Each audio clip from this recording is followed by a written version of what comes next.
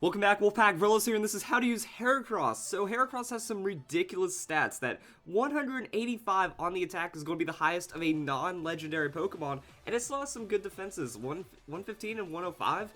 Nice, and it shows that, for a Bug-type Pokemon, has like Shellish armor type stuff, which is pretty cool. Now the problem is, with that much attack, you want to be really fast, you want to be blowing up opponents, and 75 speed is going to make that rather difficult. So that's really the only problem with Mega Heracross. 80 on the hit points, not really bad either, and 40 on the special attack is great because we know those stats are going elsewhere because it's not going to be doing anything special. Look at its typing, it's a bug fighting typing. Here's where we run into problems. It doesn't matter how many defenses you have when you have a 4 times weakness to flying, and Talonflame is going to destroy you, or any flying type Pokemon, or flying type move. That Mega Salamence, all it has to do is Mega Evolve, use an aerialated anything, and you're gone. Same with Fire. Fire is common. Fairy is very common. Psychic, you still see that, and it's just going to be a very big problem because you want to be just doing your best to stay safe as a Mega Heracross and just try to one-shot everything because you have such a high attack stat. Looking at its resistances, Fighting, Ground, Bug, and Grass, those are pretty good. Oh, and we also have Dark. It's being covered up by the horn, right? And those are pretty good, but the weaknesses are going to be really tough with that lower speed. Hopping into Pokemon Showdown, we also see that Mega Heracross is ridiculously powerful because of Skill Link. Pokemon's multi-hit attacks always hit the maximum number of times, so it's always going to be a 5-hit.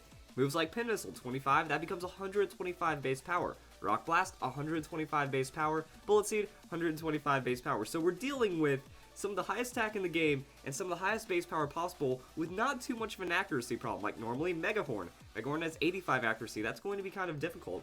Pin Missile has a little more attack and only 95% accuracy, so you're going to land that almost every time. Then you still have Close Combat. Close Combat's going to get stabbed, Pin Missile's going to get stabbed. We're just looking at ridiculous amounts of damage, and unfortunately with that Close Combat, it's going to lower your defenses, making you even more vulnerable, and it just comes down to that speed. So with the speed, you're going to have to run Jolly, or just accept, well, I might not be being the fastest Pokemon, and try to be as tanky of a Pokemon, and try to trade at least 2 Pokemon for, like, if you invest this full tank with those defenses and you're not getting hit by really strong super effective hits, you're most likely going to walk away with 2 KOs, or you can just kind of wait and hope that you're going to be able to break down some tanky Pokemon. You'd be running Adamant in this case, like so, and now you're just doing as much damage as possible and looking for just a lot of really good KOs. Now if you do want to make the most out of Mega Heracross, I cannot recommend Sticky Web enough.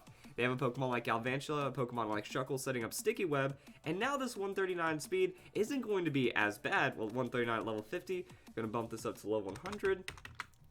It's not going to be as bad, and it's going to find you a lot of really good outspeeds because you're gaining a lot of effective speed stats from it, and now you're outspeeding almost everything. Now they don't have a chance to retaliate with that Bullet Seed against the Rock Blast, against the Pin Missile, and that right there is going to be very powerful. Now another really interesting thing is that Heracross gets Moxie. So Moxie, as its hidden ability, kind of outdoes Guts. Guts, when this Pokemon's status, the attack is 1.5 times, well gaining 1 stage of attack is like a 1.5 times boost, so you can actually run a different item like Choice Scarf, or if you're Mega Evolving, just have the Moxie. Try to bring in Heracross, clean up a low Pokemon, now you're getting that +1 attack boost, and Heracross is going to be very happy to be at +1 attack with its already monstrous attack. But at the same time, Heracross can do work as a Choice Scarf Pokemon, and it makes your opponent kind of guess. It's like, is this a Choice Scarf? Is this a Guts? Is this a Mega Heracross? So at least Heracross has a bit of deception in that way, and, Choice Scarf Heracross is still pretty strong. 125 attack, you're only getting locked into a move, 85 speed, so you're a bit faster, and when you're Scarfed, you're going to be outspeeding 135 base speed Pokemon. So that's kind of where it's at. That's really good to have. And then you have Earthquake, Close Combat, Megahorn, Knockoff. Megahorn, again, 85 base power, but the 120. Close Combat, 120, but it's going to lower your defenses. If you're trying to be the fastest Pokemon, you can kind of Glass Cannon it up.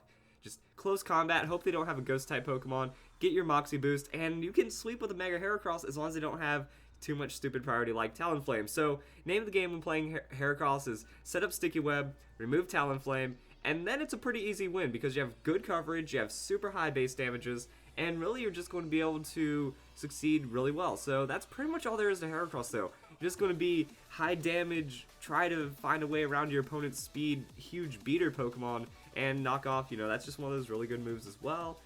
That's kind of it. So I hope you guys enjoyed the video. That's how you use Heracross in Omega Ruby and Alpha Sapphire. I hope you all have a nice day.